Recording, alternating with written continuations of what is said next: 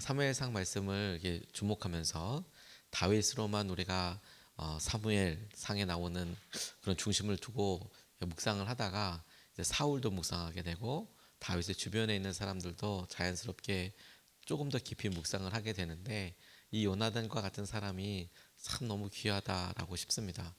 성경에 나오는 여러 사람들 중에서 다윗을 주인공으로 본다고 하고, 우리가 때로 다윗이 겪었던 고난과 어려움을 우리의 고난처럼 적용한다고 할 때 우리에게 요나단처럼 예수님과 비슷한 사람이 없겠다, 이런 생각을 해보게 됩니다.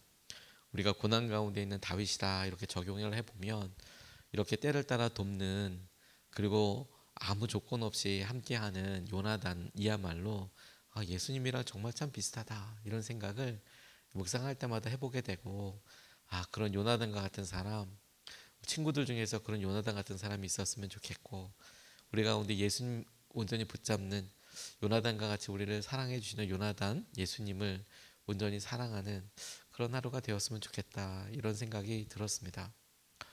다윗이 사울 왕에 대해서 보이는 행동을 우리가 주목하고 있는데, 여러분 강조해서 이야기하듯이 진짜 이상하지 않습니까? 다윗이 계속해서 사울 왕의 진위를, 마음의 본심을 알고 싶어 해요. 모릅니까 여러분? 이제 우리도 알지 않습니까? 사울 왕이 다윗을 어떻게 생각하고 있는지. 다윗이 있을 때 잘해 주었다가 못해 주었다가 이런 게 아니라 이젠 대놓고 죽이려고 하잖아요. 대놓고. 그런데 사울 왕이 그렇게 예언하는 그런 충만한 것 때문에 막 예언하고 막 이렇게 되고 난 이후에 다윗이 그 라마의 나봇을 떠나게 돼서 돌아오게 됩니다. 사울도 돌아오게 되죠. 사울이 그대로 변했으면 얼마나 좋아요. 그런데 여전한 것 같아 보입니다. 다윗이 요나단을 만나서 물어봐요. 그리고 다시 한번 사울 왕의 본심에 대해서 이제 알고자 이러저렇게 하자라고 약속을 합니다. 다시 물어봐요. 참 이상하지 않습니까? 다윗이 이렇게 두 번, 세 번 물어보는 거 보면 다윗이야말로 사울 왕과 정말 대척점에 있기 싫어했던 것 같아요. 싸우기 싫어했던 것 같아요. 분명하게 그랬던 것 같아요. 안 그러면 이렇게 물을까 싶어요. 이미 한 번이 아니라 창 맞을 때부터 시작해서 미갈이 그렇게, 미갈도 알고 있었다니까요. 그런데 다윗은 마치 모르는 사람처럼 계속 그렇게 확인을 하네요. 다윗은 마지막으로 한 번 더 확인하려고 합니다. 한 번 더 확인하려고 합니다. 그리고 요나단과의 관계가 한 번 더 진심으로 나타나게 됩니다. 다윗이 알고 싶었던 것은 사울 왕의 본심이지만, 우리가 그 일을 통해 보고 발견하게 되는 것은 요나단의 진심인 것 같아요. 우리가 첫 번째로 좀 주목하고 싶은 것은, 오늘 이 간단하지만 마음 아픈 에피소드를 보면서 요나단을 가만히 보니까, 야, 다윗은 참 행복하겠다, 다윗은 참 좋은 사람이었나 보다, 이런 생각을 하게 됐는데, 이유가 뭐냐면 요나단 같은 친구가 있는 걸 보니까 다윗은 참 좋은 사람이었나 보다, 저는 이런 생각을 하게 됐어요. 35절에서 40절까지 말씀을 보면, 그 다음날 아침에 요나단은 어린 종을 하나 데리고 들녘으로 나가서 다윗과 약속한 장소로 갔다. 거기에서 요나단은 자기가 데리고 온 어린 종에게 너는 막 달려가서 내가 지금 쏘는 화살을 주워 오너라 하고 시켰다. 어린 종이 달려가자 요나단은 그의 머리 위로 화살을 쏘았다. 요나단이 쏜 화살이 떨어진 곳으로 그 어린 종이 달려가자 요나단이 그의 뒤에다 대고 소리쳤다. 아직도 덜 갔다. 화살이 더 먼 곳에 있지 않느냐. 요나단이 그 소년의 뒤에다 대고 계속 소리쳤다. 빨리 빨리 서 있지 말고 빨리 달려. 요나단의 어린 종은 화살을 주워다가 자기 상전에게 바쳤다. 그러나 그 어린 종은 아무것도 눈치채지 못하였다. 요나단과 다윗만이 그 일을 알았다. 그런 다음에 요나단은 데리고 왔던 그 어린 종에게 자기의 무기를 주면서 그것을 들고 성읍 안으로 들어가라고 말하였다. 이렇게 이야기합니다. 그냥 겉으로 드러나는 모습만 보면 어린 종이 화살을 주우러 그렇게 달려갔다, 그 화살을 찾아왔다, 이렇게 보여지게 될 텐데, 실제로 이스라엘에 가보면 이스라엘의 들판은 온통 그냥 흙이고 돌입니다. 그래서 우리가 생각하는 들판 초원을 생각하고, 그리고 화살을 이렇게 쏘는 걸 생각해서 막 이렇게 무거진 갈대나 이거 어떻게 화살 찾나 싶지만 사실은 그렇지는 않고 그렇게 큰 숲을 이렇게 많이 자라지 않습니다. 그리고 다윗이 숨어 있었다라는 곳을 이렇게 가봐도 바위들이 이렇게 있어서 숨기 좋은 그런 모습이지 어떤 숲이 우거지고 이런 정도는 아닙니다. 그러니까 이 모습을 가만히 보면 어린 종은 사실 아무것도 모르는 거죠. 그리고 미리 약속된 대로 한 것이고요. 근데 여러분 요나단을 가만히 생각해 보면 요나단은 다윗과의 약속을 지금 끝까지 지키고 있어요. 그래서 그에게 사울 왕 자신의 아버지의 마음을 이제 전달해 주는 내용입니다. 다윗과 미리 약속한 장소, 다시 말해 다윗이 숨어 있는 장소에 와서 이렇게 하면 너 위험한 거고 이렇게 하면 너 괜찮으니까 돌아와도 된다. 그래서 지금 초일의 날, 내일이 우리 저희들 월삭기도회 혹은 한몸기도회 이렇게 하게 되는데 같이 식사할 때 다윗이 안 나타나고 그 둘째 날에도 안 나타나니까 왜 안 나타났냐 물어봤을 때 집에 잠깐 가서 뭐 이렇게 한답니다. 그 일에 대노하는 사울을 보고 요나단이 말하거든요. 왜 이렇게 미워하냐고. 다윗이 그동안 우리에게 했던 일들 생각해 보면 왜 이렇게 미워하냐고. 그런데 막 요나단을 막 저주하면서 그놈은 반드시 죽어야 될 놈이라고 막 이렇게 이야기하는 것을 통해 요나단이 마음속에 이제 완전히 확인을 해요. 그리고 지금 나와서 미리 약속한 대로 야, 네 앞에 화살이 있어. 아직도 화살이 너 앞에 있어. 너 빨리 도망가. 라고 지금 어린 종을 이렇게 보내면서 화살을 그렇게 일부러 쏴서 요나단에게 들으라고, 아니, 다윗에게 들리라고 크게 소리 지르면서 그리고 지금 이 내용을 전달하고 있는 거죠. 그리고 어린 종을 보내니까 지금 다윗에게 나오는 거 아닙니까? 그리고 서로 마음 확인하고 울고 있는 내용들.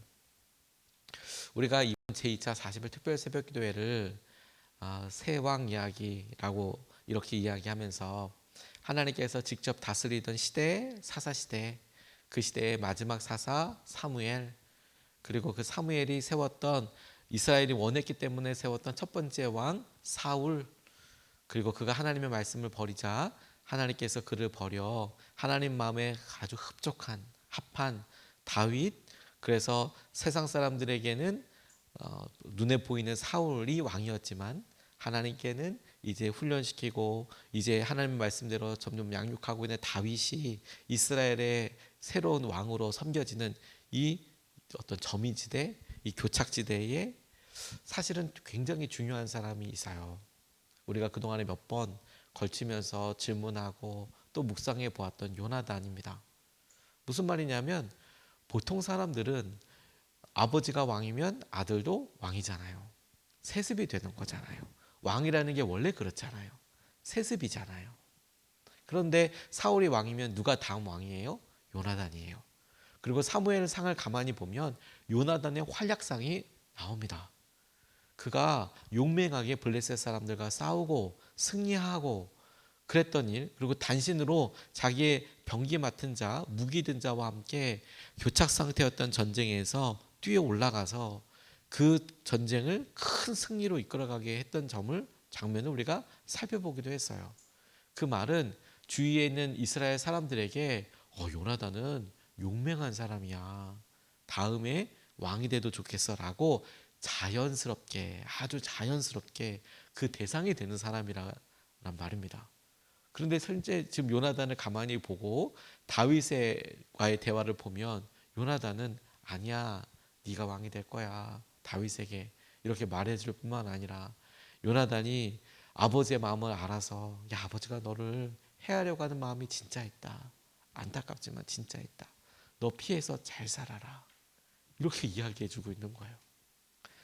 아니, 우리가 보통 생각하면, 아니, 현대 사회를 보면 자신의 이득이라면 친한 친구도 배신하고 소위 말해 정적이라고 그래서 정치적인 정적, 그래서 막 배신이 난무하고 음모와 흉계가 막 있어서 모략이 판쳐서 막 뒤에서 다른 말하고 막 이러지만 요나단이 야, 아버지가 이렇다.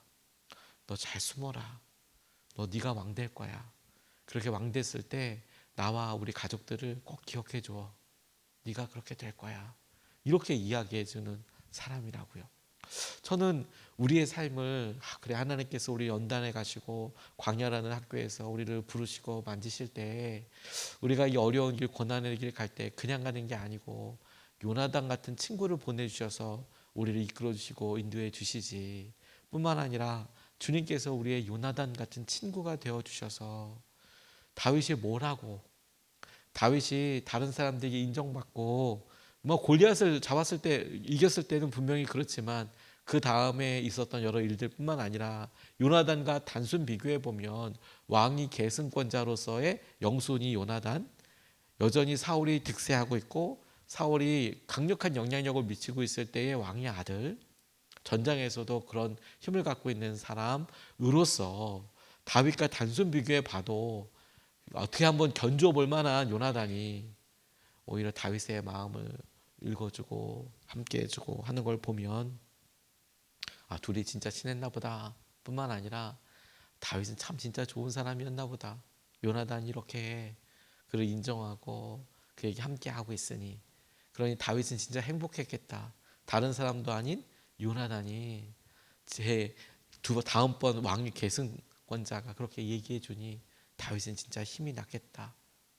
그리고 조심스럽게 생각해 봤어요, 여러분. 우리가 고난의 길을 가고 있는 다윗이라면 우리 가운데 우리를 사랑해 주고 인정해 주시는 요나단 같은 예수님이 계시잖아요. 그러니 우리가 대단하고 훌륭해 보인다면 지금의 우리 상태가 다윗과 같아서 쫓기는 것 같고 힘든 것 같고 낙담하는 것 같지만 그를 사랑해 주는 요나단으로 인해서 존귀해지고 그리고 그 의미와 그 삶을 이렇게 규정해 나간다면 우리가 무엇이라고 주님께서 우리를 사랑해 주시고 우리를 믿어 주시고 우리에게 기회들을 주시나요? 그러니까 가만히 생각해 보면 거울을 보고 우리 자신의 어떠함, 장점, 우리 자신의 어떤 좋은 점 이런 걸 보고 난 대단해가 아니라 우리는 여전히 연약하고 부족한데 그럼에도 불구하고 우리에게 기회를 주시고 사랑해 주시고 인정해 주시고 믿어 주시는 주님 때문에 오늘 내가 그 믿음에 맞도록 살아봐야지, 내가 그 믿음에 맞도록 행동해야지, 내가 그 사랑에 맞도록 말을 해야지, 그렇게 결심하고 마음을 다잡아 봤으면 좋겠어요. 요나단의 사랑을, 신뢰를, 우정을 받는 다윗처럼 주님의 무조건적이고 온전한 사랑을 받고 신뢰를 받는 우리가 쫓기는 모습, 배신과 어려움 때문에 힘들더라도 주님을 바라보는 마음으로 다시 한번 힘을 내볼 수 있겠다, 이렇게 마음을 붙잡을 수 있으면 좋겠습니다. 두 번째로 오늘 의지하고 싶은 것은 약속을 나누는 관계, 그 약속을 붙들고 싶어요. 42절 말씀을 보면 이렇게 나와 있습니다. 그러자 요나단이 다윗에게 말하였다. 잘 가게, 우리가 서로 주님의 이름을 걸고 맹세한 것은 잊지 않도록 하세. 주님께서 나와 자네 사이에서뿐만 아니라 나의 자손과 자네의 자손 사이에서도 길이길이 그 증인이 되실 걸세. 다윗은 일어나 길을 떠났고 요나단은 성 안으로 들어갔다. 이렇게 이야기하고 있습니다. 여러분, 서로 약속할 때 아주 곤궁하고 궁핍한 사람과 비교적 넉넉하고 그 일을 해줄 수 있는 사람 가운데 있을 때 이 약속이 누구한테 더 소중하고 누가 더 약속에 확 약을 받고 싶어 하나요? 우리들의 경우에는 사실 마음이 힘들고 곤궁한 때에 누군가 그래 내가 너와 함께 할게, 도와줄게, 그러면 그게 참 힘도 되지만 또 그걸 의지하고 또 그 약속대로 어떤 것을 좀 받고 싶고 하는 게 우리 마음에 깊숙이, 그러니까 더 의지하고 싶은 마음이 사실 있잖아요. 오늘 이 장면만 보면 지금 누가 갑처럼 보이고 을처럼 보일까요? 그러니까 누가 더 힘 있는 자로 보이고 누가 힘이 없는 자로 보일까요? 아니, 적어도 지금 이 두 사람이 대등하고 동등하게 보이나요? 저는 아니라고 싶어요. 어떻게 이 자리가 대등하고 동등해요? 요나단은 왕의 계승권자라니까요. 차기. 물론 누가 왕 될 거냐, 사울이 이제 찍어서 자기의 왕 아들 중에서 이제 찍게 하겠죠. 그래서 왕의 권자, 계승권자라고 하긴 그렇다고 하지만 성경에 나와 있는 묘사로 적어도 보면 요나단의 전적이 대단하거든요. 승리해서 전쟁 나가서 이긴 적이 다른 왕자들에 대한 기록도 없는데, 그러니까 왕의 아들로서 요나단과 사위라고 하지만 다윗, 그러나 미움받고 있고 이제부터 쫓기기 시작하는 다윗과 요나단은 사실 동등하다고 보기가 좀 그래요. 많이 기울어지죠. 그런데 약속과 동등하게 약속하잖아요. 그 내용도 사실은 동등하게 할 이유가 없어요. 요나단이 오히려 약속을 해 줄 수 있죠. 내가 너 안 죽일 거야. 내가 너 걔 보호해 줄게. 내가 너 자녀들 보호해 줄 거야. 이렇게 이야기할 수 있지 않습니까? 그런데 그게 아니죠. 그렇게 하지 않아요. 그러니까 이게 참 되게 놀라운 거죠. 내가 너 자녀들 낳아도 내가 그 자녀들 지켜줘. 이렇게 약속할 것 같은데 그 요나단이 다윗한테 너도 내 자녀들한테 그렇게 해줘. 이게 동등하게 지금 맺고 있잖아요. 참 그러니까 이게 너무 놀랍죠. 이제 이 약속을 가지고 둘이 헤어지게 됩니다. 이제 둘 사이에 완전히 다른 길을 가게 돼요. 도망자로서 쫓기는 삶을 살아야 하는 다윗과 왕의 아들로서 아버지의 말을 어정쩡하게 따르다가, 이제 어정쩡하게 따른다는 게 뭐냐면 전장에서가 아니라 사울이 다윗을 그렇게 쫓아다녀요. 죽이려고. 그럴 때 요나단도 같이 징집되거나 같이 가거나 심지어 다윗과 만나는 장면도 있거든요. 이제 유리 방황할 때를 보면 이렇게 이제 어정쩡하게 따르는 거죠. 왜냐하면 사울이 죽여 잡아야 돼라고 할 때 요나단은 그 말을 따를 수도 없고 안 따를 수도 없어서 어정쩡하게 이제 가는 것 같아요. 그래서 같이 출동했다면 어정쩡한 거고 막 가라 그럴 때 뭐 딴 핑계 대가지고 안 가고 이런 의미에서 어정쩡하죠. 근데 요나단의 성품을 봤을 때는 전장에서는 그렇지 않거든요. 마지막에 전장에서 그가 전사합니다. 최선을 다해서 싸워요. 하지만 다윗과 관련된 일에는 진짜 어정쩡하게 계속 그렇게 해요. 그래서 전사 나중에 하게 됩니다. 중간에 몇 번 보긴 하지만 지금 이 약속이 계속 유지되고 나중에 요나단의 아들 무비보셋을 다윗이 왕이 되자마자 첫 번째로 찾아요. 그리고 그 아들을 평생 같이 먹이면서 삽니다. 그들에게는 이후로도 이어지는 소중한 약속이 남아 있어요. 소중한 약속. 친구는 떠나도 약속이 남습니다. 그리고 요나단이 그것을 어떻게 지켰을까라고 생각해 볼 만큼의 어떤 일들이 있어요. 무슨 말이냐면 다윗의 형제 자매들이 있지 않습니까? 사울이 죽이지 않아요. 근데 사울이 죽이지 않았을까? 사울의 성품을 봤을 때 제가 봤을 때 요나단이 아마도 영향력을 미치지 않았을까요? 나중에 사울이 쫓겨서 다윗이 막 아둘람이라는 곳에 갔을 때 그의 그의 형제들이 찾아와요. 아둘람으로. 그럴 때까지 누가 지키고 있었을까? 물론 주님의 은혜이지만 요나단이 아마도 지켜줬을 것 같아요. 요나단이. 아버지 그렇게까지 해야 되냐고. 그렇게 지켜주고 이후에 전쟁을 나갈 때도 역시 여전히 약속을 신뢰하고 의지하지요. 근데 저는요, 친구는 떠났어요. 근데 이제 지켜야 될 약속을 붙잡죠. 약속이 남습니다. 그리고 그 약속을 충성되게 지키는 것이 두 사람의 우정이자 사랑으로 남습니다. 저는 그냥 단순하게 이렇게 적용했어요. 주님 이 땅에 다시 오시고 우리에게 말씀과 약속을 주셨습니다.